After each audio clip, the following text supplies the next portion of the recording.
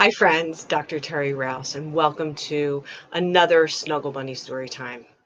So, today I'm really excited. This is a book that is backed by popular demand, and I'm reading it today because I want to share it with you today because I am embarking on kind of a cool adventure.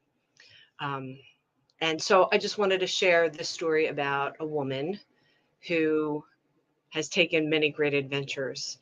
And just a few other really cool and wise things that she was given advice about. So today we are going to read Ms. Rumphius.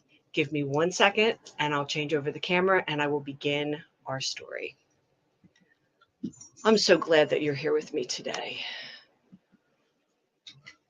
All right, here we go. Ms. Rumphius. Story and pictures by Barbara Cooney.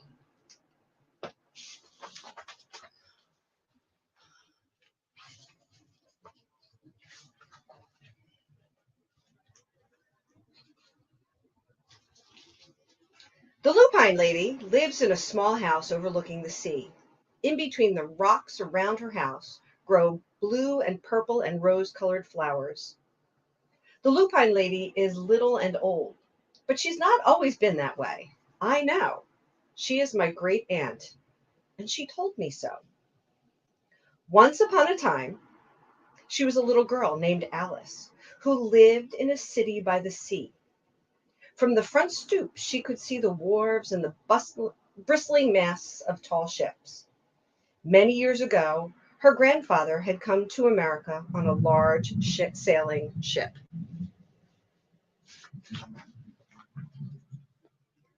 Now he worked in the shop at the bottom of the house, making figureheads for the prows of ships and carving Indians out of wood to put in front of cigar stores. For Alice's grandfather was an artist. He painted pictures, too, of sailing ships and places across the sea. When he was very busy, Alice helped him put in the skies. In the evening, Alice sat on her grandfather's knee and listened to his stories of faraway places. When he had finished, Alice would say, "When I grow up, I too will go to faraway places. And when I grow old, I too will live beside the sea." "That is all very well, little Alice," said her grandfather, "but there is a third thing you must do." "What is that?" asked Alice. "You must do something to make the world more beautiful," said her grandfather.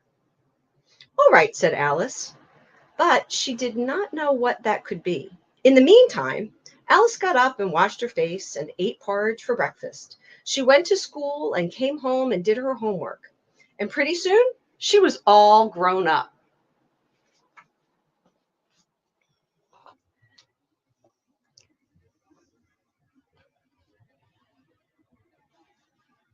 There we go.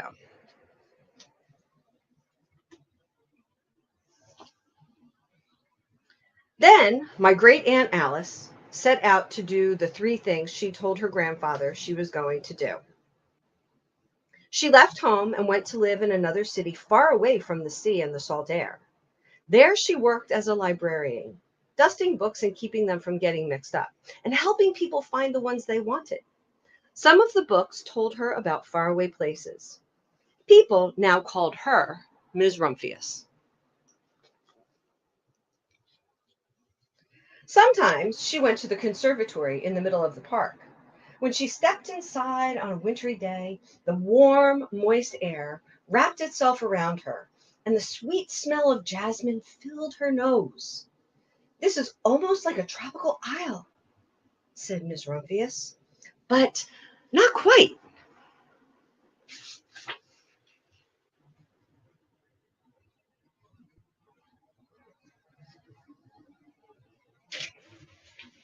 So Miss Rumphius went to a real tropical island where people kept cockatoos and monkeys as pets.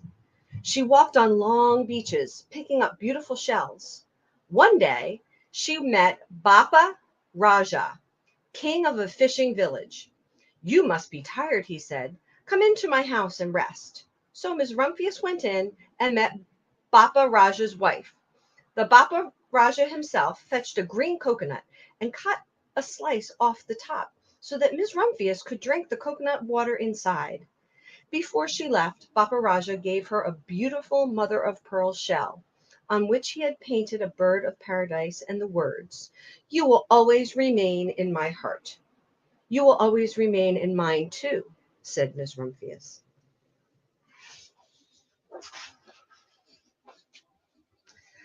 My great aunt Alice, Miss Rumphius, climbed tall mountains where the snow never melted. She went through jungles and across deserts. She saw lions playing and kangaroos jumping. And everywhere she made friends she would never forget.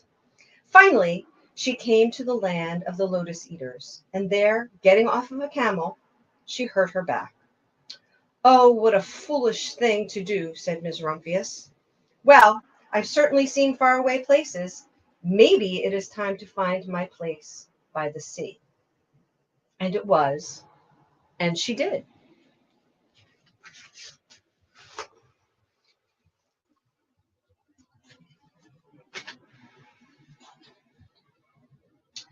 From the porch of her new house, Miss Rumphius watched the sun come up. She watched it cross the heavens and sparkle on the water, and she saw it set in glory in the evening. She started a little garden among the rocks that surrounded her house, and she planted a few flower seeds in the stony ground. Miss Rumphius was almost perfectly happy. "But there's still one more thing I have to do," she said. "I have to do something to make the world more beautiful." But what? The world already is pretty nice, she thought, looking out over the ocean.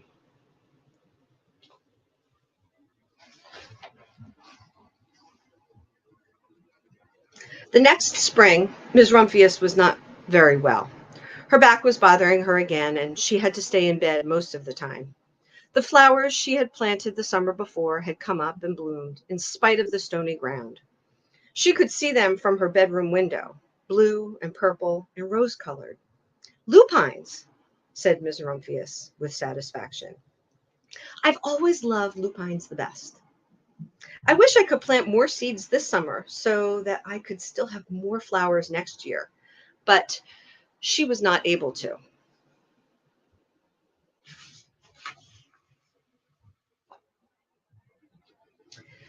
After a hard winter, spring came. Miss Rumphius was feeling much better. Now she could take walks again. One afternoon, she started to go up and over the hill where she'd not been in a long time. "I don't believe my eyes," she cried when she got to the top.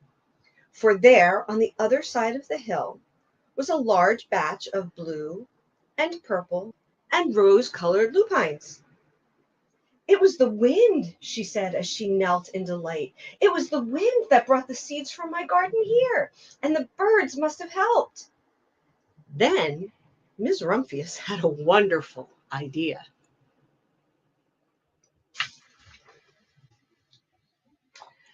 She hurried home and got out her seed catalogs. She sent off to the very best seed house for 5 bushels of lupine seeds.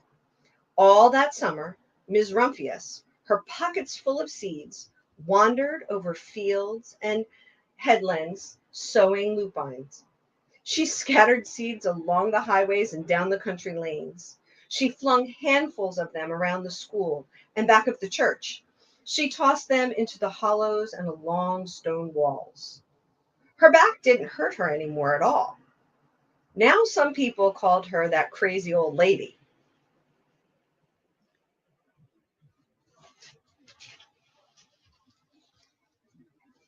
The next spring, there were lupines everywhere. Fields and hillsides were covered with blue and purple and rose-colored flowers. They bloomed along the highways and down the lanes. Bright patches lay around the schoolhouse and back of the church. Down in the hollows and along the stone walls grew the beautiful flowers. Ms. Rumphius had done the third and most difficult thing of all.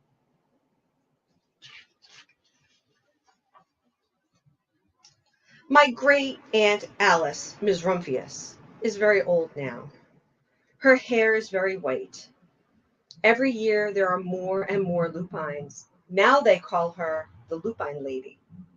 Sometimes my friends stand with me outside her gate, curious to see the old lady who planted the field of lupines. When she invites us in, they come slowly. They think she is the oldest woman in the world. Often, she tells us stories of faraway places. When I grow up, I tell her, I too will go to faraway places and come home to live by the sea. That is all very well, little Alice, says my aunt. But there's a third thing you must do. What is that? I ask. You must do something to make the world more beautiful. All right, I say. But I do not know yet what that can be. The end. One of my all-time favorite books, Ms. Rumphius. So happy that you're here with me. So keep your eyes open, all of you in my Snuggle Bunny Storytime and Snuggle Bunny Book Club cruise. There will be more books that are dropping. If you have not yet gotten your subscription to the Snuggle Bunny Book Club, where books drop on a weekly basis, you can go right to the link below that I'm going to put in the comments. It's drterryrouse.com/SBBC, and you will be able to get to the page where you can put in your information and get your subscription to Snuggle Bunny Book Club started. Thank you all so much for being here. I cannot wait to get another book out to you, and I will see you all very, very soon. Have a great rest of your day.